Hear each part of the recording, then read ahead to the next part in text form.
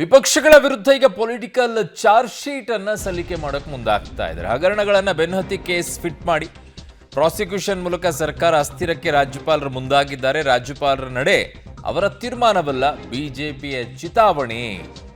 ಮುಯಿಗೆ ಮುಯಿ ಕೊಡಲೇಬೇಕು ಅಂತ ಹೈಕಮಾಂಡ್ನ ಲೆಕ್ಕಾಚಾರ. ಈಗ ಮುಲಾಜಿಲ್ಲದೆ ವಿಪಕ್ಷಗಳ ಹಗರಣ ಬಯಲಿಗೆಳೆದು ಬೆನ್ನಹತ್ತಿ ಅಂತ ಹೇಳಿದ್ದಾರೆ.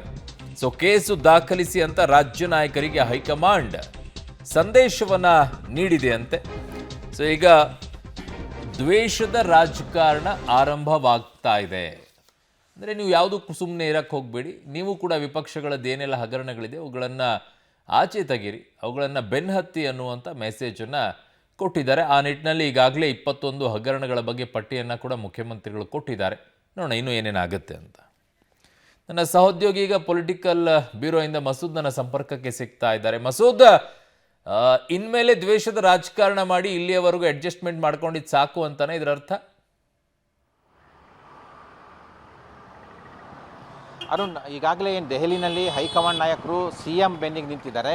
ಇನ್ನೊಂದು BJP ಕಾಲದ ಮತ್ತು JDS ಕಾಲದ ಏನು ಹಗರಣಗಳಿದ್ದಾವೆ, ಆ ಹಗರಣಗಳಿಗೆ ಸಂಬಂಧಪಟ್ಟಂತೆ ಹಗರಣಗಳನ್ನು ದಾಖಲೆಗಳನ್ನು ಹೊರಗಡೆ ಬಿಡಬೇಕು, ಆ ನಿಟ್ಟಿನಲ್ಲಿ ಕಾನೂನು ಪ್ರಕ್ರಿಯೆಯನ್ನು ಕೂಡ ಚುರುಕು ಮಾಡಬೇಕು ಅನ್ನುವಂಥ ಏನು ಕಾಂಗ್ರೆಸ್ ಪ್ರಯತ್ನ ನಡೆಸ್ತಿದೆ, ಆ ಪ್ರಯತ್ನಕ್ಕೂ ಕೂಡ ಹೈಕಮಾಂಡ್ ಅಭಯ ನೀಡಿರುವಂಥದ್ದು. ಹೈಕಮಾಂಡ್ ಕೂಡ ಈ ಸಂಬಂಧಪಟ್ಟಂತೆ ಮಹತ್ವದ ಸಂದೇಶವನ್ನು ಕೊಟ್ಟಿರುವಂಥದ್ದು.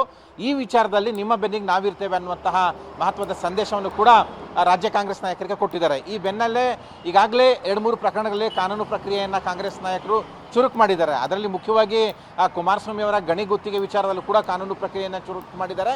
ಇನ್ನು ಯಡಿಯೂರಪ್ಪನವರ ಪೋಕ್ಸೋ ಕೇಸ್ನಲ್ಲೂ ಕೂಡ ಕಾನೂನು ಪ್ರಕ್ರಿಯೆಯನ್ನು ಚುರುಕು ಮಾಡಿದ್ದಾರೆ. ಇದಲ್ಲದೆ ಮತ್ತೊಂದಷ್ಟು ಹಗರಣಗಳನ್ನು ಕೂಡ ಲಿಸ್ಟ್ನಲ್ಲಿ ಇಟ್ಕೊಂಡಿದ್ದಾರೆ ಆದ್ಯತೆಯಾಗಿ ಕಾಂಗ್ರೆಸ್ ನಾಯಕರು. ಮುಖ್ಯವಾಗಿ ಮುಖ್ಯಮಂತ್ರಿಗಳು ಜಿದ್ದಿಗೆ ಜಿದ್ದು ಮುಯಿಗೆ ಮುಯಿ ಅನ್ನುವಂತಹ ನಿಲುವಿನಲ್ಲಿ ಬಂದಿದ್ದಾರೆ. ಒಂದು ರೀತಿಯಲ್ಲಿ ಸಿದ್ದರಾಮಯ್ಯನವರು ದೊಡ್ಡ ಮಟ್ಟದಲ್ಲೇ BJP JDS ನಾಯಕರ ವಿರುದ್ಧ ಕೆರಳಿದ್ದಾರೆ.